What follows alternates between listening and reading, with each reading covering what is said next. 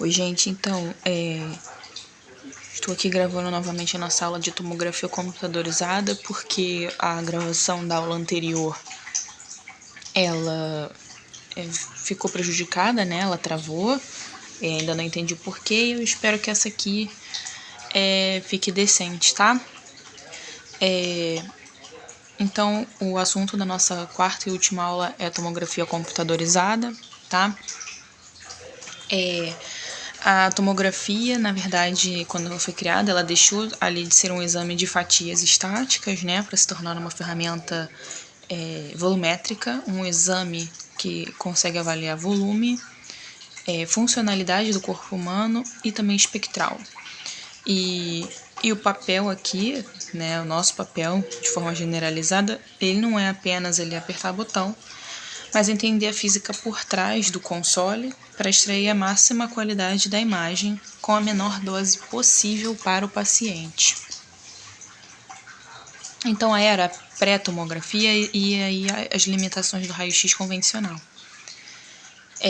Antes da tomografia computadorizada, o raio-x ele tentava colocar um mundo 3D dentro de um filme, né, 2D. Então, se você tivesse um tumor ou qualquer condição, até uma inflamação atrás de algum órgão, né, por exemplo, do coração, as imagens elas se somavam e o tumor ou essa condição, ou essa estrutura que você queria avaliar, sumia. E além disso, o raio-x convencional, né, no raio-x convencional, o músculo, o sangue e a gordura, eles geram tons de cinza muito parecidos por conta da densidade deles.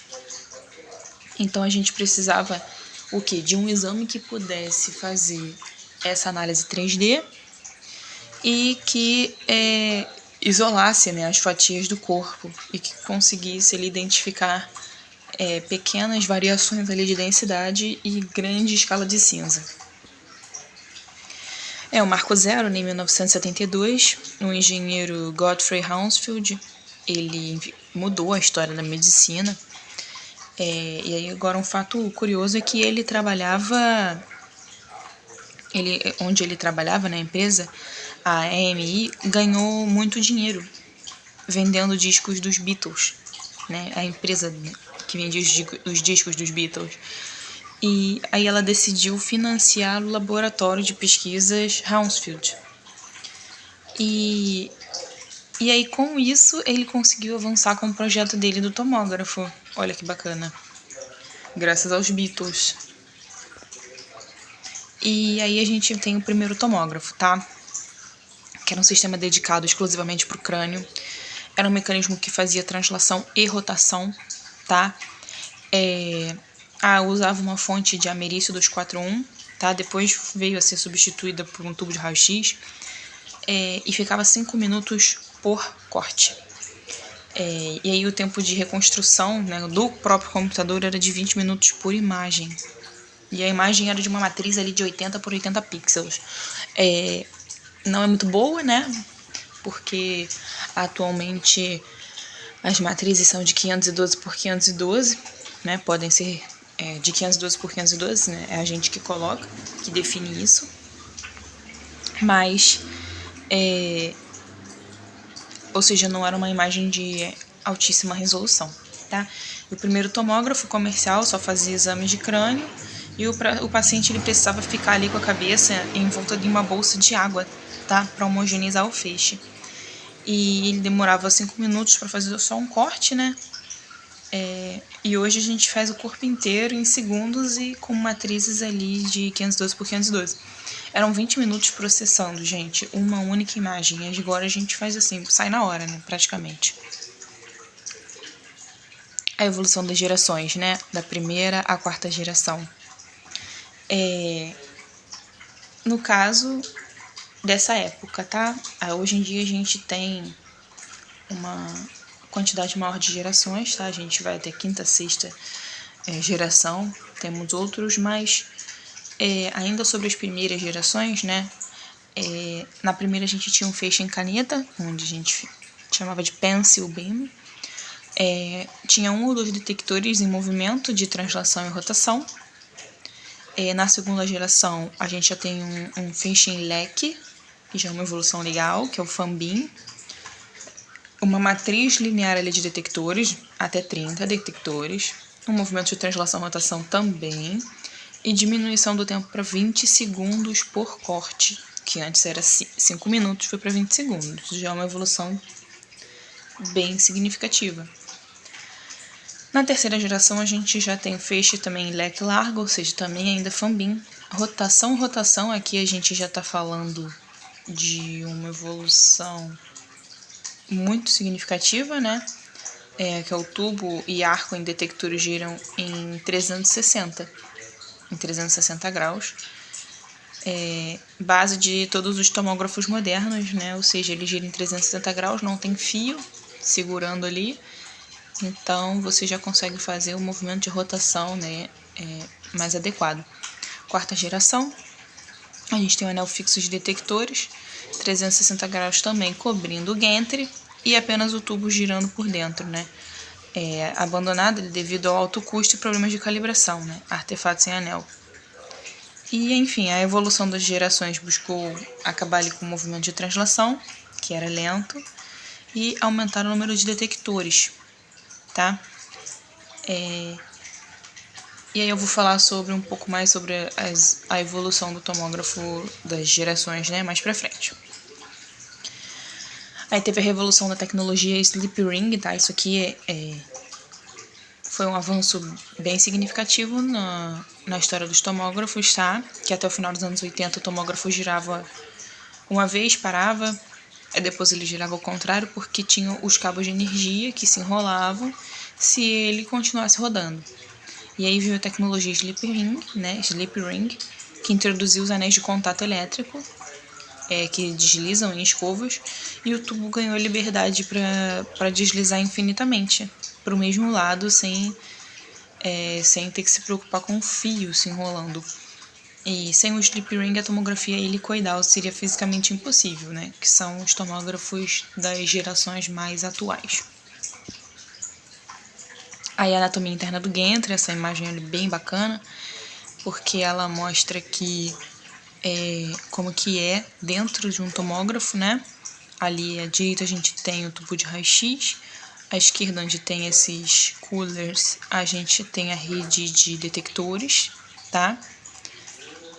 Enfim, pode ser detector cintilador, pode ser detector semicondutor, isso vai depender do modelo e da geração do tomógrafo. E aqui, na verdade, essa imagem ela foi tirada de um vídeo, né? Nesse vídeo o tomógrafo ele gira, né? Ele começa parado, depois ele gira e mostra como é que ele gira, e ele gira muito rápido, tá? Essa aqui é a definição do gantry, né? Esse anel. Tem os componentes mecânicos de rolamento, sistema de refrigeração, inversor de frequência, painel de controle. Isso aqui é mais curiosidade, mas quando a gente olha ele fechado, né, ele parece apenas um anel normal, né, tem aquele plástico por fora, mas por dentro ele é essa obra de engenharia pesada, tá? Onde a gente tem componentes ali girando a mais de 3 ou 4 rotações por segundo, tá? Então tem uma força centrífuga muito alta. E tudo ali dentro tem que ser milimetricamente balanceado, tá? Porque senão ele se destruiria. Numa centrífuga, não sei se vocês já tiveram contato com uma centrífuga antes, mas se você tiver que centrifugar uma amostra, né, uma amostra de fluido, quando você coloca de um lado da centrífuga ao do outro lado da centrífuga no mesmo raio, você tem que colocar uma amostra com a mesma quantidade ali normalmente a gente coloca de água, né, ou fluido, ou do mesmo peso e tamanho, para que a centrífuga não tenha esse desbalanço, porque a força centrífuga ele fica muito alta, e senão ela se destruiria, porque senão ela vibra muito, entendeu? Ela acaba danificando o equipamento. Ali dentro tem um tubo de raio-x de alta performance, tá? Um tubo ali do tomógrafo, ele não é um tubo de raio-x comum. Ele trabalha dentro do limite físico mesmo, ele precisa aguentar correntes muito altas, de até 800 mA, por uma quantidade de tempo razoável. E para não derreter, né, o anodo, ele acumula milhões de unidades de calor, né, o MHU, e ele usa uma refrigeração interna, tá, para evitar o superaquecimento. E se o tubo falhar ou superaquecer, o exame para no meio e ali o paciente perde contraste, tá? Então, aqui outro ponto que eu gosto de trazer é que as salas, né, desses exames normalmente são salas muito geladas, muito frias.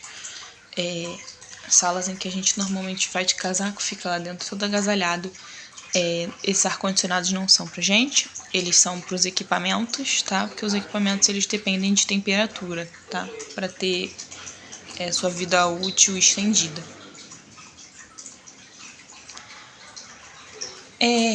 Sobre os sistemas de filtração e colimação, a gente tem filtro Bow-Tie. Bow-Tie porque ele tem formato de gravata borboleta, né? Esse filtro especificamente ele atenua as bordas do feixe, tá? Onde o corpo é mais fino, né? O nosso corpo ele é mais fino. E homogeneizando a intensidade que chega aos detectores e reduz a dose na pele. Existe o colimador pré-paciente, que fica posicionado ali na saída do tubo. Ele define ali a espessura que vai ser o feixe e limitando a radiação espalhada no próprio paciente. Tem o colimador pós-paciente também, ou grades antifluxo, que a gente fala, que fica antes dos detectores, tá? Que barram os fótons que são desviados por meio de efeito Compton, tá? A gente aqui quer analisar a formação da imagem importante aqui pra gente, o efeito fotoelétrico. O efeito Compton, ele prejudica a nossa imagem. Os feixes de raio-x eles saem do tubo em formato de leque ou cone, né? Ou fan beam ou cone beam.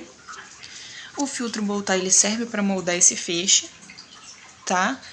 E como eu falei, ele atenua mais as bordas para que a radiação ela chegue uniforme dentro, né, ali nos detectores. E já os colimadores eles controlam a largura da fatia que a gente vai irradiar, evitando expor tecidos desnecessários.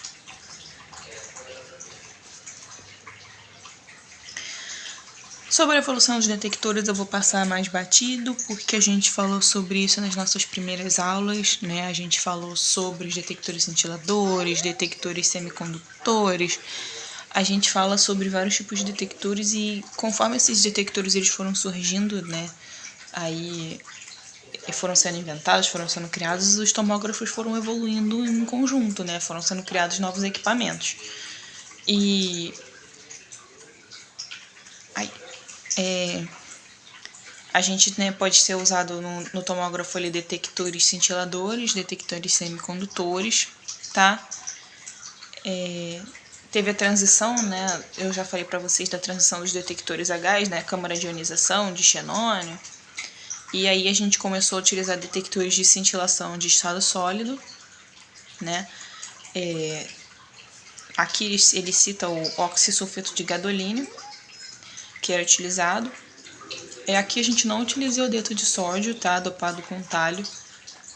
Não é utilizado para tomógrafo, ele é utilizado para gama câmara. Aqui não são utilizados, aqui tem que ter outro número atômico para funcionar. Mas se utilizava esse oxisulfeto. O tempo de resposta na escala de nanosegundos. E o requisito de baixa pós-luminescência, né? Esse afterglow. Então, evitava o borramento entre medidas consecutivas. Os detectores antigos de gás, eles dispersavam, né, a radiação. Hoje a gente usa cerâmicas de estado sólido de alta tecnologia. Elas capturam praticamente 100% dos fótons que vão atravessar o paciente, transformando esses fótons em luz visível instantaneamente, através de cintilação. Então, basicamente, um cristal cintilador. Antes de falar sobre a mesa de exame, já existem atualmente tomógrafos que se utilizam de detectores semicondutores que têm uma resolução energética e uma resolução espacial muito, muito superior, e uma velocidade muito maior também, tá? A gente tem uma eficiência muito boa. Sobre a mesa de exames, ela é construída em fibra de carbono de baixa atenuação radiológica, tá? Ela é acoplada ali a motores de passo e em decoders para precisão submétrica ali do avanço, né, longitudinal, ou seja, conforme a mesa ela vai entrando no anel, a gente fala que isso é uma precisão submétrica, né? Ela tem que saber exatamente quanto que tá entrando, se mexendo dentro do anel ou para fora. Tem uma capacidade de carga dinâmica, pode suportar até 300 kg, dependendo da mesa. A maioria que você vê por aí até 280 kg, depende da mesa, do fabricante, né? Sem perder a precisão do curso, ou seja, sem a mesa entortar. Ela não é só um suporte plástico,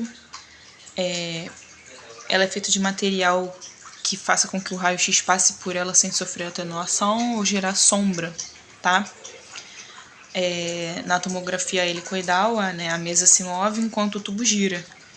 E se por acaso o motor dessa mesa falhar, o algoritmo, né, que reconstrói, né, se ela engasgar por algum motivo, ele reconstrói a anatomia no lugar errado. Então pode criar artefatos de emenda. Os tomógrafos atuais, se a mesa engasgar ou travar, o exame normalmente para automaticamente, para evitar esse tipo de artefato, né? Gerador de alta tensão e sistema de refrigeração, né? São geradores de alta frequência, né? Transformadores compactos, né? Que são integrados dentro do gantry. Fornecem ali tensões estáveis de 80, 100 até 140 kVp. São sistemas de refrigeração. E os sistemas de refrigeração são por trocadores de calor óleo-ar ou água-ar, né? São montados no gantry para manter ali a temperatura desse tubo constante para evitar a dilatação térmica dos componentes dentro do gantry.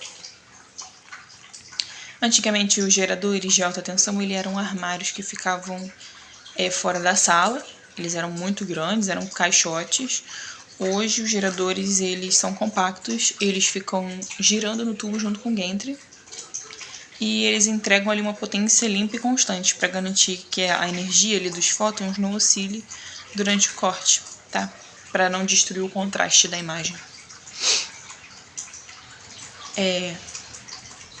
Console de operação e computador de reconstrução, né? O console do operador, né? Estação de trabalho com software de aquisição, né? Integrada e a seleção de protocolos. O computador de reconstrução ele é baseado em matrizes, né? De GPUs, em paralelo a processadores de alta performance dedicados à execução das transformadas matemáticas e algoritmos de convolução em tempo real, tá? O console é a ferramenta diária de trabalho. É ali que a gente escolhe os protocolos, né, que vamos utilizar, mas também por trás daquele computador existe um software, né, de reconstrução que é responsável pelo processamento, que vai pegar ali milhões de leituras por segundo que vem do detector, ou chamadas de raw data, né, o dado cru, e ele executa cálculos matemáticos para entregar uma imagem na tela em poucos segundos, tá? Agora uma comparação básica entre a aquisição axial clássica e a helicoidal. Modo axial, né, ou sequencial, o tubo gira, adquire os dados de uma fatia, ele para, a mesa avança para a próxima seção e o tubo gira de novo, né, assim, em cortes separados. Qual que é a limitação disso?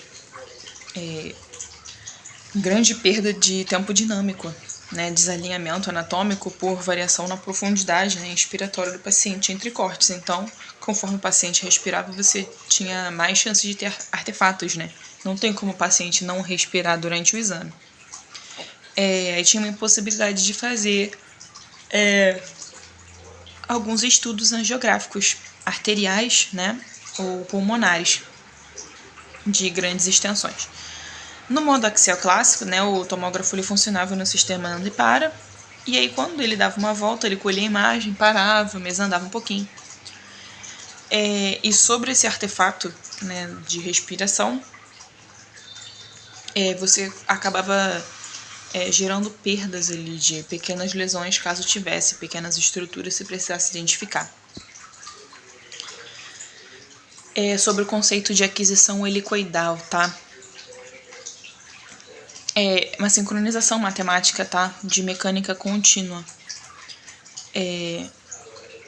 Onde o paciente ele vai se mover de forma contínua e lenta para dentro ou para fora do aparelho, enquanto ali o tubo de raio-x e os detectores eles fazem um movimento circular contínuo de 360 graus, resultante de um movimento equivalente a uma hélice ou espiral, por isso que se chama aquisição helicoidal.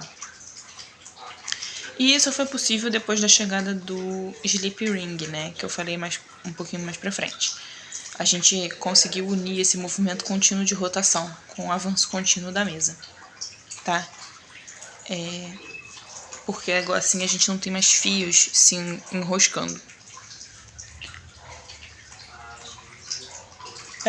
Vamos falar sobre o fator de pitch, parâmetro-chave, né? Uma definição matemática. No caso aqui, para tomógrafos single slice, né?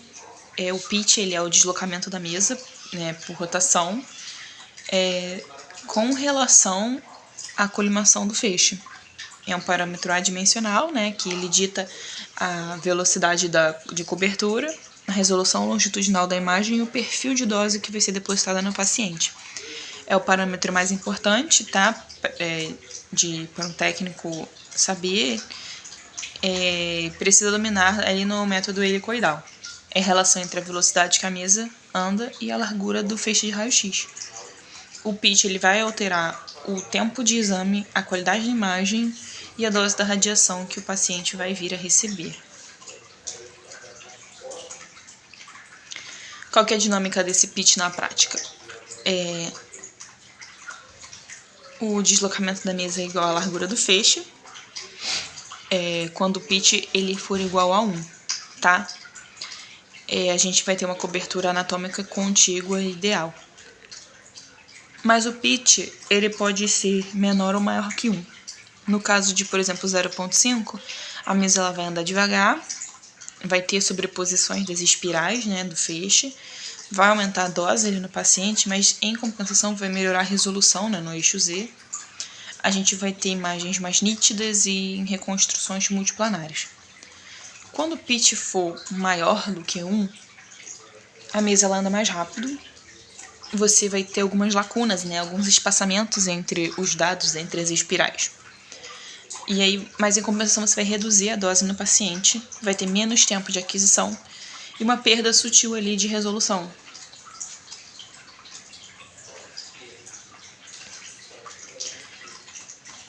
Interpolação matemática na hélice, tá? Para o método helicoidal.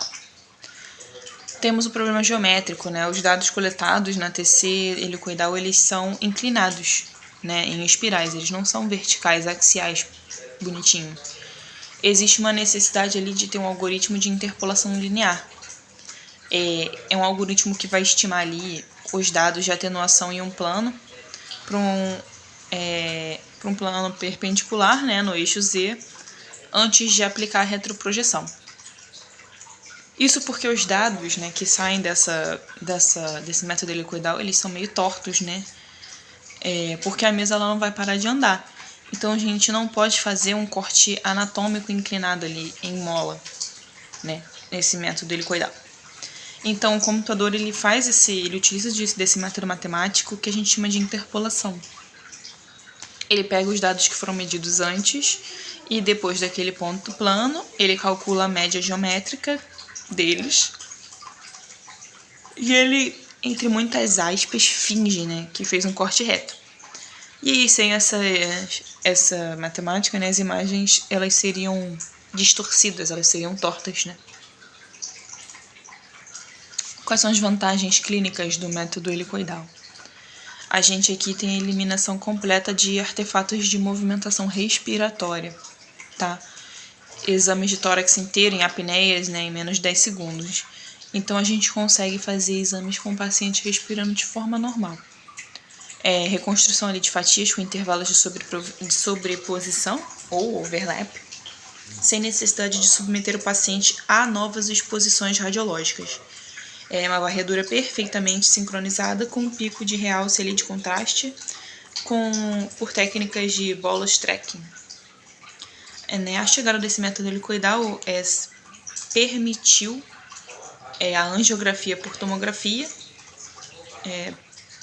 pode ser de crânio, pulmonar, e a gente agora consegue mapear toda a aorta, um circuito arterial pulmonar, exatamente no segundo em que um contraste iodado atinge o pico de concentração dentro dos vasos. E também a gente pode criar fatias sobrepostas no computador sem irradiar o paciente de novo. Isso melhora o diagnóstico de pequenos nódulos. A transição ali do single slice para o multi-slice, isso aqui é bem interessante, né? É uma evolução tecnológica ali no final dos anos 90. Uma substituição ali da fileira única. Existia uma fileira única de detectores por uma matriz tridimensional, contendo várias fileiras ali de elementos detectores dispostos ao longo do eixo longitudinal Z, tá? Capacidade de adquirir múltiplos cortes ou fatias simultâneas em uma única rotação, né? Física do tubo de raio-x. E até o final dos anos 90, o tomógrafo helicoidal era single slice. Uma volta no tubo gerava apenas uma fatia da imagem. Com a tecnologia multi-slice, a gente tem essa mudança de jogo, onde a gente coloca várias fileiras de detectores lado a lado nesse mesmo eixo Z. Agora, em uma única rotação de 360 do tubo, o aparelho consegue captar várias fatias de uma vez só. Isso vai depender da quantidade de detectores que tem, né, no eixo Z, tá? E aí você aumenta a produtividade e resolução espacial, você melhora diversos fatores nos exames.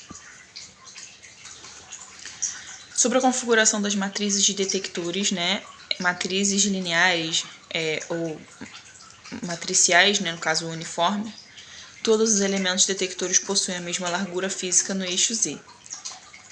Matrizes adaptativas ou assimétricas, né, não uniformes, os detectores centrais são mais finos, maior resolução espacial para estruturas pequenas, e os detectores periféricos eles são mais largos, né, onde a gente tem uma cobertura volumétrica veloz.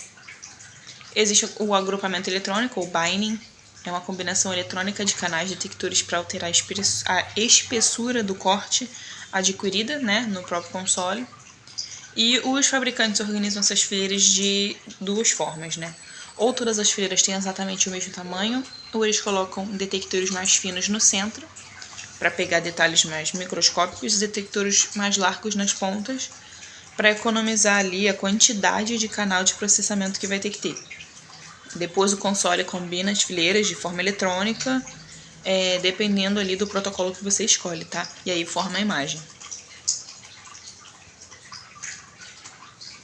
Geometria do feixe de raio-x, no caso. Temos o fan beam e temos o cone beam, tá? É basicamente uma abertura angular diferente de cada um, tá? Em eixo Z. Na tomografia de monocanal, o feixe é plano e bidimensional, então se utilizava o fan beam. Na tomografia de multicortes com muitas fileiras, né, com mais de 16 fileiras, a colimação tem que se abrir mais para poder pegar esse tanto de fileira. E aí o feixe ele acaba assumindo o formato cônico, né, tridimensional, que a gente chama de cone beam. Introdução de artefatos de feixe cônico ali nas periferias da matriz e necessidade de algoritmos de reconstrução tridimensionais, né, como exemplo o Feldkamp. Quando a gente abre, né, o colimador para iluminar ali 64 fileiras de detectores, por exemplo, o feixe ele deixa de ser daquela espessura fininha, né, do fan beam, e aí ele acaba virando um formato cônico, um formato mais largo, né, que pega uma área muito maior. E aí isso exige uma matemática geométrica 3D mais complexa para corrigir possíveis distorções nas bordas, né, de imagem. Aqui a gente tem um cálculo diferente do pitch, né? É o pitch no multi-slice. Antes era single slice, agora é multi-slice. Então a fórmula ela tem que se adaptar. Aqui o pitch, ele é o deslocamento da mesa por rotação, igual lá, com relação ao número de fatias ativas, né, ou canais, pela espessura nominal de cada um desses detectores. Se o pitch for igual a 1, a mesa vai avançar exatamente a largura total do feixe de raio-x por rotação, tá? A largura total no caso do feixe de cone beam. Existem vantagens operacionais, né, com isso. Aquisição de voxels perfeitamente isotrópicos, né? Eu vou falar mais pra frente sobre a isotropia ali dos voxels, isso é importante. Resolução submilimétrica, né, idêntica em todos os 3 eixos espaciais. A gente tem viabilização do imageamento sincronizado pelo eletrocardiograma, ou gate cardíaco, né, que é utilizado em gate cardíaco. Isso para congelar o movimento ali das artérias coronárias, né? É uma redução no volume de meio de contraste injetado devido à velocidade da varredura no paciente. O multi-slice também, ele melhorou alguns aspectos, né? Primeiro que a gente pode fazer um tórax, abdômen em pelve em menos de 5 segundos. Aqui no caso para reconstrução da imagem, mas a gente consegue fazer tudo isso junto. A gente também utiliza menos contraste no paciente, porque o exame ele acompanha esse fluxo de sangue de forma instantânea. E também viabilizou a tomografia de coração. A gente permite também mapear as artérias coronárias em movimento. Então, melhorou ali o dinamismo do exame, que o coração não tem como você diminuir os batimentos cardíacos do coração para você fazer um exame, né? O coração está sempre em movimento. Então, viabilizou esse tipo de exame. E a gente tem aqui um gráfico de evolução tecnológica. Faltou aqui algumas gerações nessa foto, tá? Mas não tem problema, é mais pra gente ter uma ideia. Só uma comparação, né? A primeira geração levava dias ali para mapear, um tomógrafo moderno de 64 ou 320 canais faz de forma muito rápida, tá? E a engenharia dos detectores, como eu falei, né, e citei no início, nas aulas iniciais, e também o barateamento dos processadores fizeram possível, né, tornaram possível a evolução dos tomógrafos. Parte super importante da matéria, a gente tem a atenuação dos raios-x na matéria, tá? Esse slide 27 ele é bem importante. A gente tem aqui interações dos fótons com os tecidos biológicos. Eu já falei isso na aula anterior, vou falar de novo nessa aula, sobre a diferença aqui do efeito fotoelétrico para o efeito Compton. No efeito fotoelétrico, né, a gente tem a absorção completa dos fótons, responsável pelo contraste radiológico primário. Ele é dependente do número atômico Z, tá? E também da energia em MeV. O efeito Compton, ele é o espalhamento do fóton com ejeção desse elétron periférico. Ele que causa o ruído na imagem. Ele é a radiação espalhada. A gente quer reduzir sempre o máximo possível o efeito Compton. O coeficiente de atenuação linear, um coeficiente interessante também para a gente estar falando, a definição dele, né, desse μ, é a probabilidade de interação do fóton por unidade de distância percorrida no material, tá? Tem unidade como centímetro elevado a menos 1. Tem dependência de energia do feixe, né, dependência energética. Tem dependência da densidade eletrônica do tecido e também do número atômico efetivo dos elementos que compõem o órgão. Cada centímetro, né, milímetro de tecido do nosso corpo, ele tem um coeficiente de atenuação linear diferente, representado pela essa letra μ. Ele diz o quanto aquele tecido consegue barrar a quantidade de raio-x.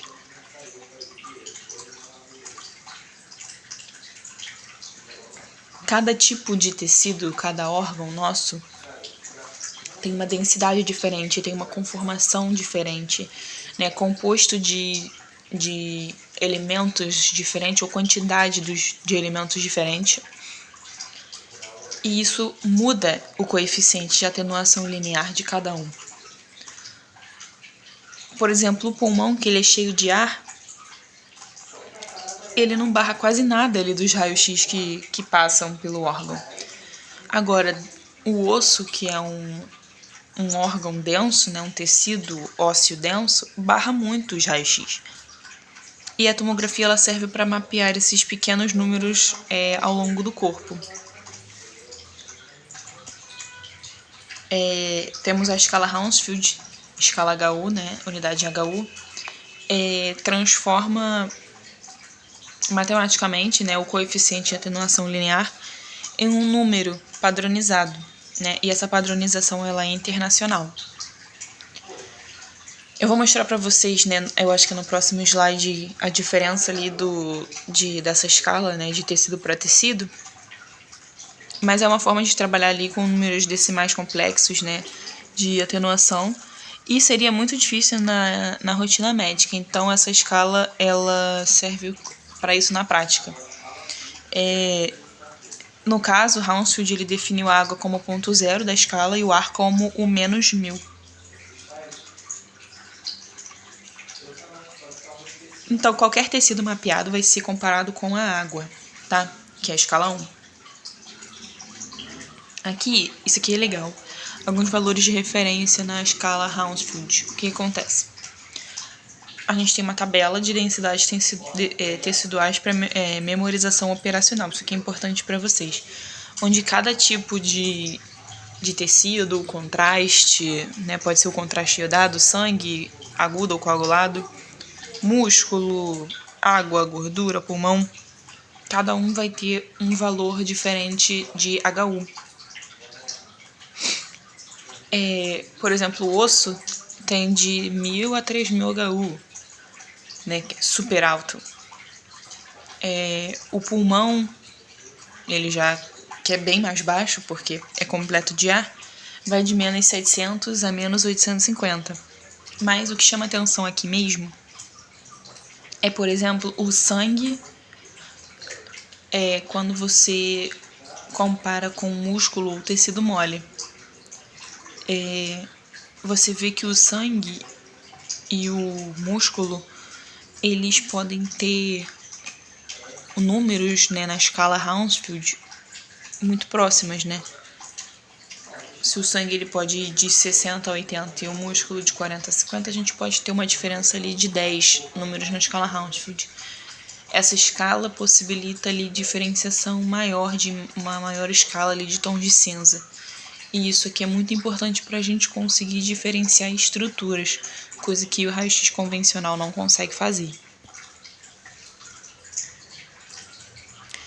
Essa parte é importante, né? A matriz da imagem, diferença entre pixel e voxel. A matriz da imagem ela é um arranjo bidimensional de colunas e linhas. Tem padrão clínico ali de 512 por 512 elementos. Né? O que está aqui na imagem à esquerda é uma matriz. Essa matriz ela é composta por pixels, né? Unidade, né? Ela é um arranjo bidimensional ali de pixels, né? Unidade bidimensional também,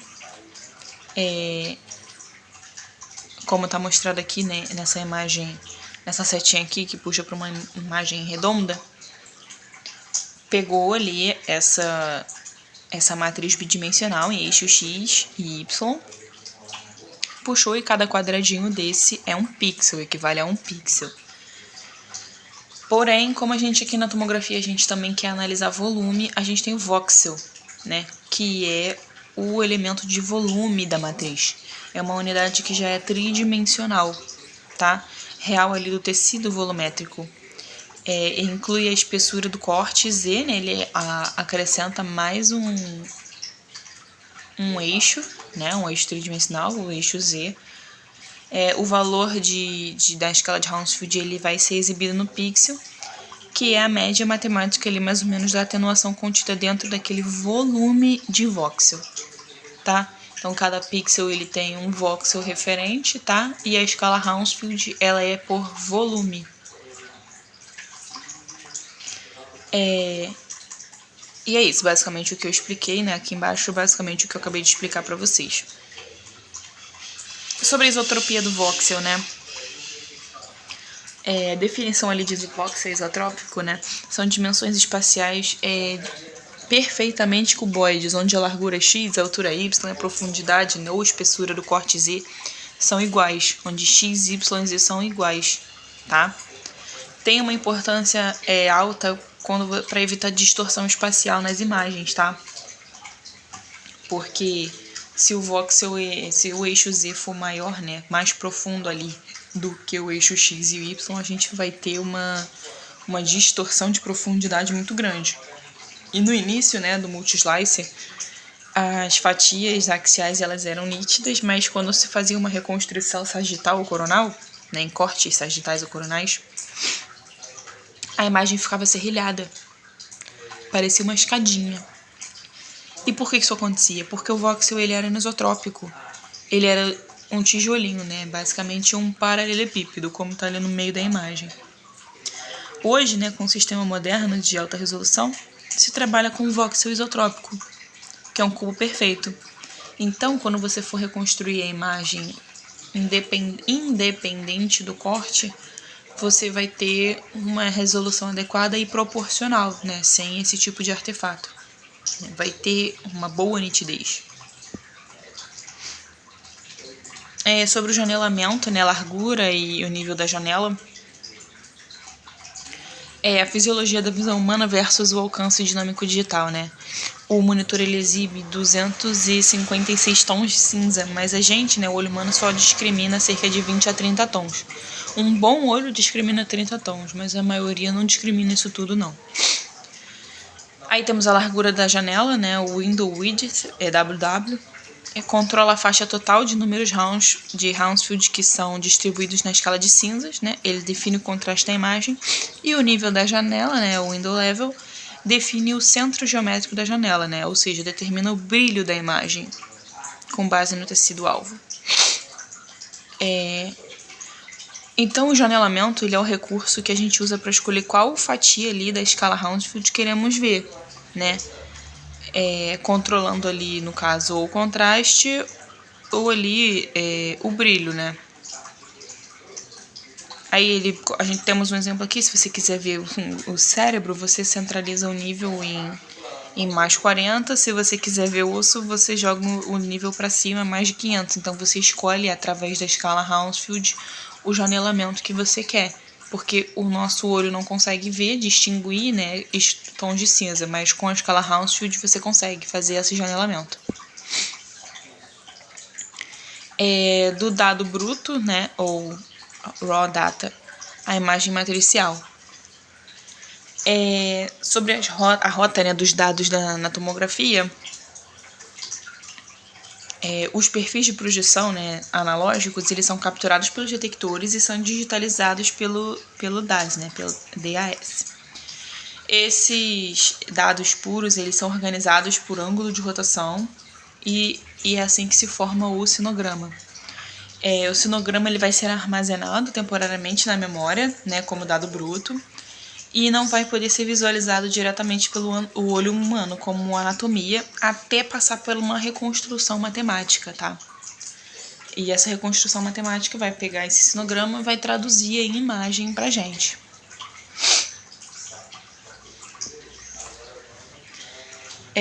A gente agora tem alguns tipos de retroprojeção, né? Algumas formas do computador pegar esses dados, esse sinograma, e transformar em imagem.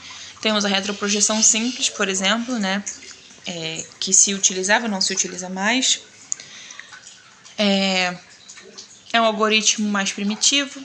Ele pega os perfis de atenuação obtidos em cada ângulo de visão, projeta eles para frente, né, e depois projeta de volta, né, como se cada vez que o tomógrafo ele se mexesse um pouquinho lateralmente, ele faz uma projeção que vai e volta, né, segue em linha reta para frente, depois retorna, e de forma linear, né, sobre uma matriz cinza de pixels, e ele soma depois as intensidades, né, isso é uma retroprojeção simples.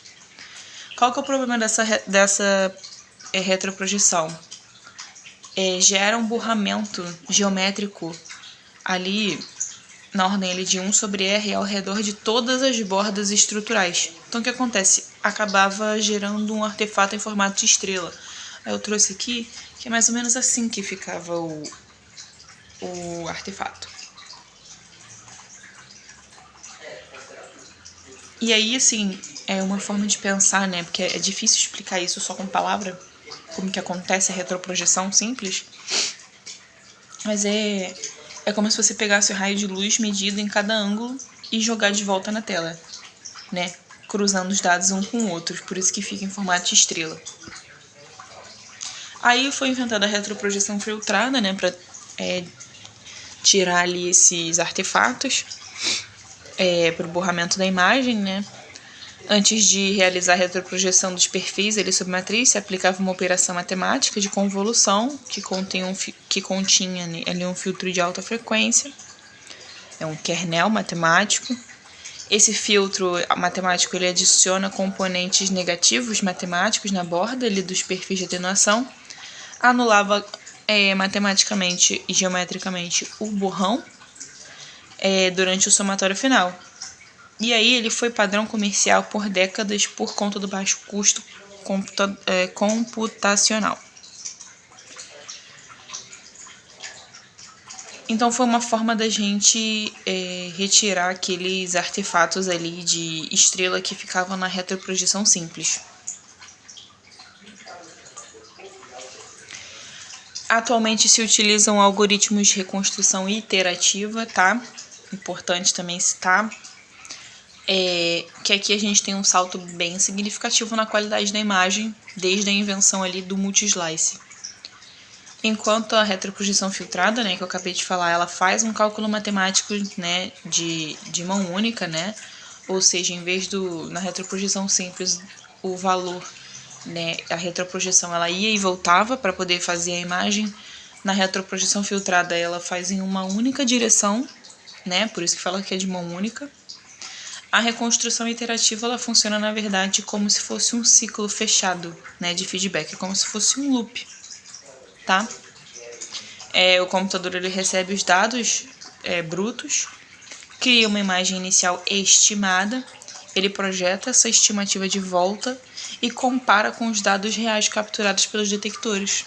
É uma sequência de comparação. O sistema calcula a diferença, o erro, né, entre uma projeção e outra, corrige a imagem e faz o processo novamente. E por conta dessa repetição vem o nome iteração. Esse processo se repete várias vezes, né, em milissegundos, até que a imagem final ela seja refinada. Então a gente tem uma imagem final com uma resolução muito melhor. A gente tem aqui, eu fiz uma tabelinha para poder fazer uma comparação entre a retroprojeção filtrada e a reconstrução iterativa. Eles têm diferença na abordagem matemática, velocidade, qualidade da imagem, dose de radiação. No caso aqui, uma vantagem, né, da retroprojeção filtrada, da reconstrução iterativa em cima da retroprojeção filtrada, é que a reconstrução iterativa ela permite reduzir a dose de radiação que se aplica no paciente, mantendo a mesma qualidade de diagnóstico, tá? Também tem maior nitidez e contraste superior, reduzindo bastante o ruído da imagem. Ela tem uma desvantagem que ela é mais lenta em relação à retroprojeção filtrada. Exige um computador melhor, um processamento melhor, né, material mais caro. E essas são basicamente as maiores diferenças entre uma e outra, né, vantagens e desvantagens. Aí, como eu falei, alguns benefícios da reconstrução iterativa, né? A reconstrução iterativa, né, quebrou a regra física de que menos radiação sempre significa mais ruído. Então, aqui, isso foi uma quebra desse paradigma. Porque como o algoritmo consegue prever e remover o ruído dessa forma inteligente, a gente consegue reduzir os fatores de exposição, que são o KV, que é a tensão, e MA, que é a corrente, né, no próprio painel do tomógrafo. Isso revolucionou a tomografia pediátrica, né, porque são pacientes que precisam tomar menos dose, e exames de acompanhamento crônico, né, como, por exemplo, nódulos pulmonares, onde o paciente ele tem que repetir o exame várias vezes ao ano, né, de meses em meses ou de mês em mês. Então, esses pacientes, a radiação proveniente desses equipamentos não prejudica esse tipo de paciente. Consegue também reduções de dose de radiação que variam de 50% até 80% em comparação com os filtros de retroprojeção filtrada, né? Mantendo a nitidez na borda e o contraste de estrutura anatômica, né? Sem mudar a qualidade da imagem, às vezes a qualidade é até melhor. Alguns filtros de reconstrução, né, os kernels, o operador precisa escolher o algoritmo matemático, né, kernel ou filtro, para o tecido que está desejando estudar, e isso muda completamente a textura da imagem, tá? A gente tem filtros duros, né, Sharp ou Bone kernels, são filtros de alta resolução espacial, eles realçam as transições abruptas e as bordas, e eles são obrigados para avaliar tecido ósseo, tá? Por exemplo, possivelmente fraturas, e também para parênquima pulmonar. O efeito colateral é que eles aumentam muito o ruído visual, a imagem fica arenosa, né, entre aspas. Temos os filtros suaves, né, os smooth, soft tissue, são filtros focados na resolução de contraste, eles suavizam muito a imagem, reduzem ruído, mas eles são ideais para partes moles, tá? Estruturas profundas no cérebro, fígado, abdômen, onde a gente precisa diferenciar pequenas variações no tom de cinza, né? Quando a gente falou lá na escala Hounsfield, a diferença entre gordura, sangue, músculo... Gordura não, sangue, músculo, é aqui que entra esse filtro. Agora eu vou falar alguns tipos de reconstrução, né? A gente tem a reconstrução multiplanar, por exemplo, a MPR, né?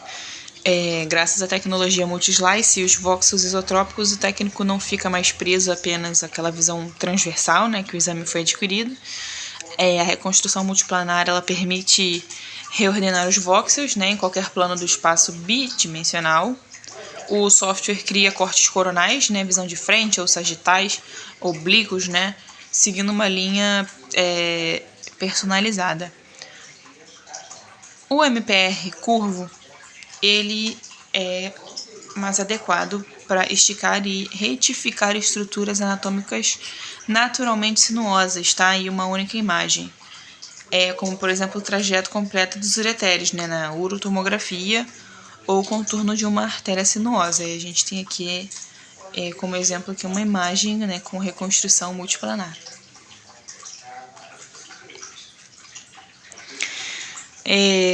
Projeção de intensidade máxima, ou MIP, tá? Importante, é uma ferramenta de projeção volumétrica, tá?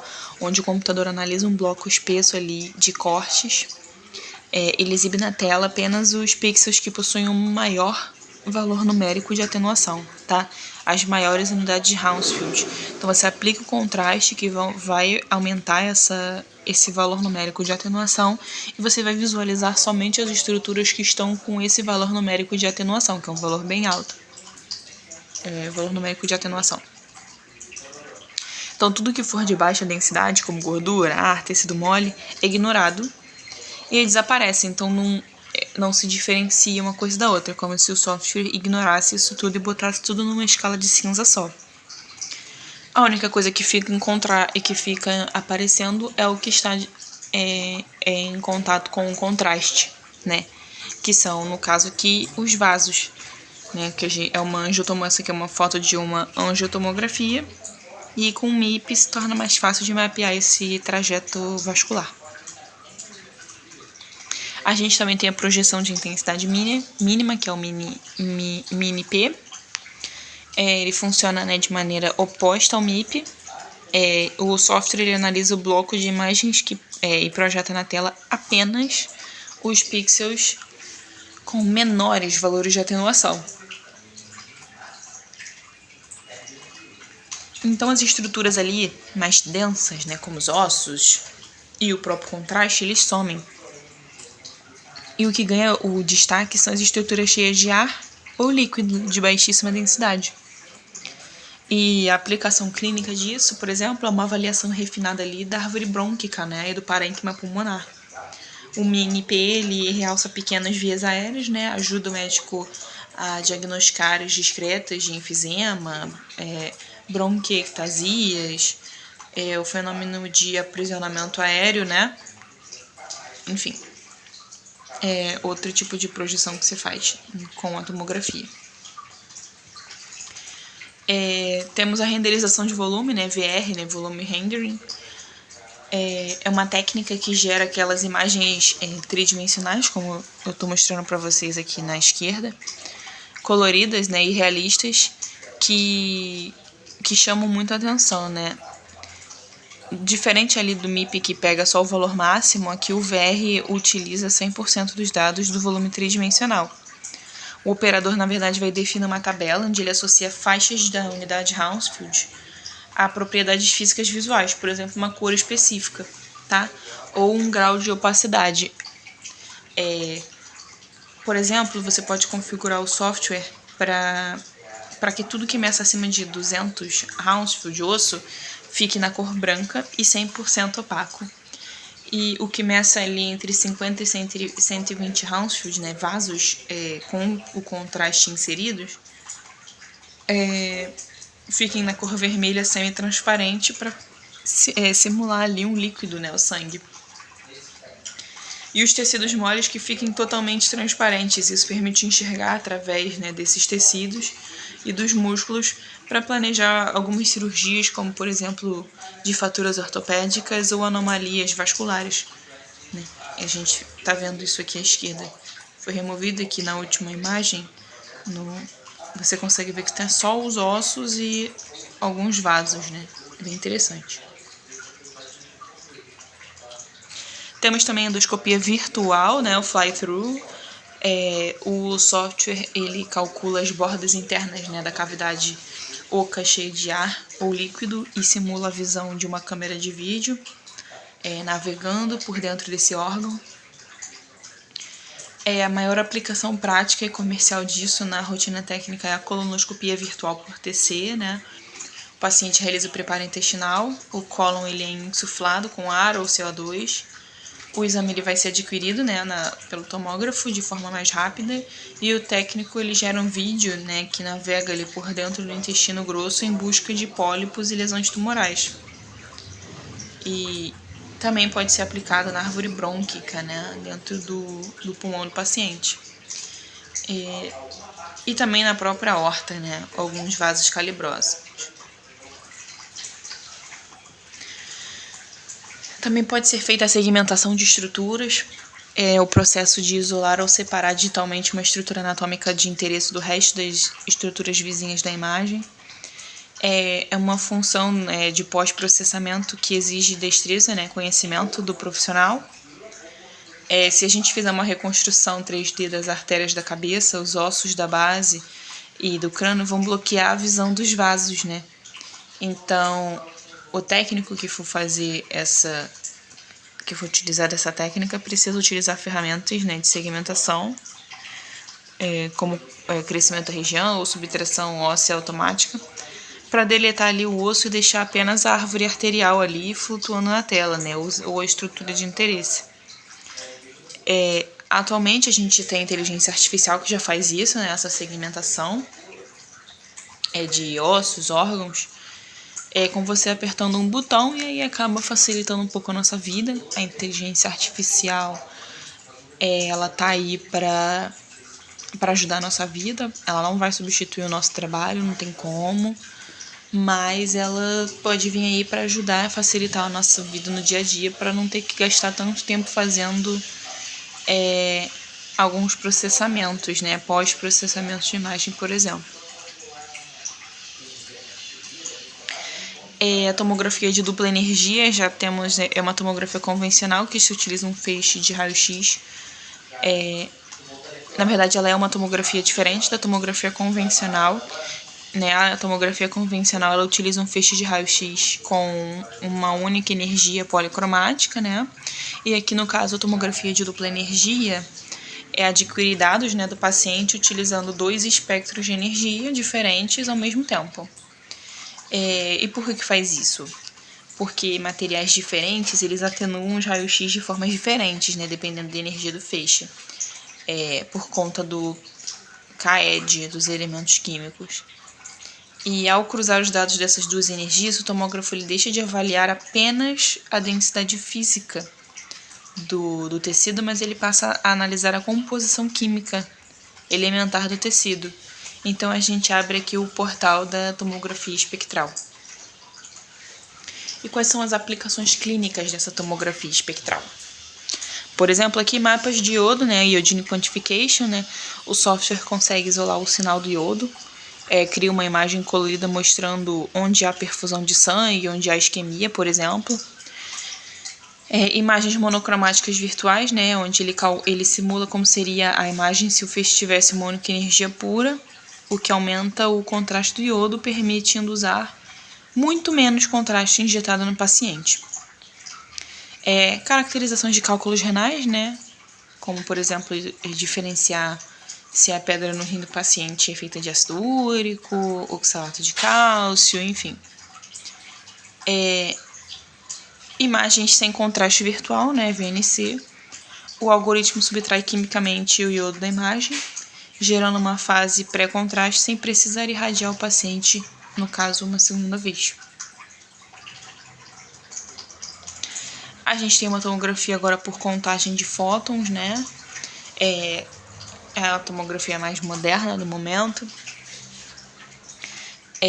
Todos os tomógrafos anteriores, né, que foram citados, eles usam detectores de cintilação, na sua grande maioria. E aí, quando se utiliza cintiladores, a gente tem um processo, né, que espalha luz, degrada um pouco mais a resolução, apesar de serem muito bons. A gente sabe que hoje em dia existem detectores melhores, tá? E aqui no Photon Counting CT a gente tem os famosos semicondutores, né, de conversão direta. Como eu já citei anteriormente para vocês, os tomógrafos atuais se utilizam de semicondutores, né, geralmente telureto de cádmio, tá? O fóton de raio-x bate no detector, gera um pulso eletrônico, né? Não há conversão em luz, o computador conta cada fóton individualmente e ele mede a energia exata de cada um deles em tempo real. Então a gente tem maior eficiência, maior resolução energética, maior resolução espacial. É bem melhor nesse sentido. Então aqui os tomógrafos são de última geração. O impacto desse photon count na rotina, né? A gente tem uma resolução espacial muito superior, consegue enxergar estruturas milimétricas, tá? Impossíveis de fazer anteriormente, como, por exemplo, a anatomia fina do ouvido interno, né? Pequenos ramos de artérias coronárias, interior de estentes vasculares, enfim, é bem bacana. A gente tem menos ruído, né? Ruído zero, como o sistema ignora os pulsos elétricos, né? Muito baixos, as imagens ficam mais limpas, né? A gente tem não tem aquele ruído eletrônico de fundo. A dose de radiação pode ser bem menor, né? Exames de alta definição operando com frações de dose da radiação de um tomógrafo comum ali, na verdade, doses até menores. E espectral nativo, né? Todos os exames feitos em um photocounting, né, já nascem com dados, né, espectrais ou de dupla energia disponíveis automaticamente, sem nem precisar ter que ativar nenhum modo especial antes de começar a realizar o exame, tá? Aqui aquele assunto que eu gosto de trazer, né, que eu já citei, a inteligência artificial, né, IA no fluxo de trabalho. Ela atua desde o início ali do exame, né? Não é só, ela não veio ali para para roubar nosso emprego, não. Ela veio ali para ajudar a gente, ajudar o nosso dia a dia, a praticidade dos exames, a facilitar o nosso trabalho, né? Ela tá ali nas câmeras 3D instaladas no teto, né? Ou sobre o gantry. Utilizam visão computacional com redes neurais para reconhecer a anatomia do paciente deitado na mesa. Algumas ali posicionam automaticamente a mesa na altura e no ponto zero anatômico, não precisando de que vocês façam isso manualmente, tá? No pós-processamento elas atuam ali com algoritmos de deep learning, né? É uma reconstrução por aprendizado profundo, limpa ali o ruído da imagem de forma ainda mais rápida, melhor do que reconstrução iterativa convencional, e acaba entregando o laudo de forma mais rápida, mais ágil, sem a gente ter que ficar pedindo tudo ao computador o tempo todo. O paradoxo da tomografia, né? A tomografia computadorizada representa só de 10 a 15% do volume total de exames radiológicos realizados no serviço de saúde, tá? A maioria dos exames que a gente faz no dia a dia ainda são os raios-x. Raio-x convencional, né? Mas a tomografia ela é responsável de mais de 60 a 70% de toda a dose de radiação ionizante médica, tá? Que a população recebe. Por que isso? Porque ela são vários raios-x sendo feitos ao mesmo tempo, obviamente com uma energia menor do que de um raio-x convencional, mas são diversos raios-x que são feitos em um único exame. Então, para um técnico que opera um tomógrafo, esse dado é muito importante. Ele é importante para entender o porquê que a radioproteção aqui ela atua, para a gente se proteger, para a gente entender a quantidade aqui de radiação que vocês podem vir a tomar ao realizar esses exames nas pessoas, tá? O tomógrafo ele é muito lindo, ele é muito maravilhoso, mas ele emite uma quantidade considerável de radiação ionizante, tá? O princípio ALARA, né? As práticas de otimização. A gente já falei para vocês bastante do princípio ALARA, né? Eu bato muito nessa tecla. A gente tem a adequação do protocolo, né? Nunca usar um protocolo total de abdômen total em uma criança, paciente magro, né? Isso faz parte ali dos princípios de tão baixo quanto razoavelmente execuível, tá? A importância da colimação, né? Ficar de olho na colimação correta, para limitar ali a varredura, a área anatômica solicitada, evitar de irradiar o pescoço ou a pelve se o exame for estritamente tórax, por exemplo. Evitar repetições, né, que poderiam ter sido evitadas caso o exame tivesse sido feito da forma correta na primeira vez, tá? Isso é bem importante e condiz com o princípio ALARA de radioproteção, tá? Sobre a modulação automática de corrente de tubo, né, o MA automático, o tomógrafo ele analisa as imagens, né, do escanograma, né, do paciente nas duas projeções, de frente e de lado, para mapear a espessura e a atenuação do corpo ao longo de toda a extensão do paciente. Durante a rotação helicoidal, o computador ele varia a corrente, né, de forma dinâmica e automática em tempo real. A gente tem modulação em Z, longitudinal, reduz a corrente no tórax, na região fina, né, e cheia de ar, e aumenta no abdômen ou pélvica, uma região mais larga e mais densa. A gente também tem a modulação em X e Y, né, ou angular, onde reduz a corrente quando o tubo passa pela projeção antero-posterior, né, uma região mais fina do peito, e aumenta nas laterais, né, ombros e quadris, porque eles são mais largos.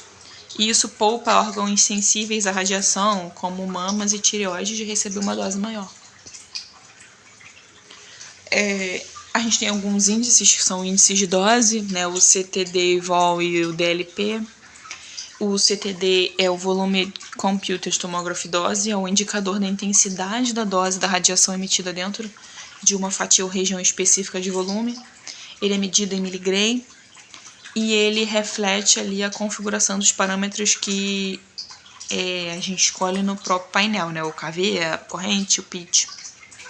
O DLP, ou Dose Length Product, é um indicador da energia total depositada em todo o corpo do paciente durante o exame completo. E ele vai calculado utilizando o CTD. CTD volume, né, pelo comprimento, né, extensão em centímetros da varredura anatômica. Né, ou seja, o DLP ele é igual ao CTD vezes o comprimento. Ele é medido em miligray por centímetro, né, vezes centímetro, e é a partir do DLP que nós físicos, né, estimamos a dose efetiva em sievert que o paciente recebeu. Né? Eu coloquei aqui uma imagenzinha bacana, né, da diferença do CTD e volume e o de DLP na tomografia. Aí a gente tem aqui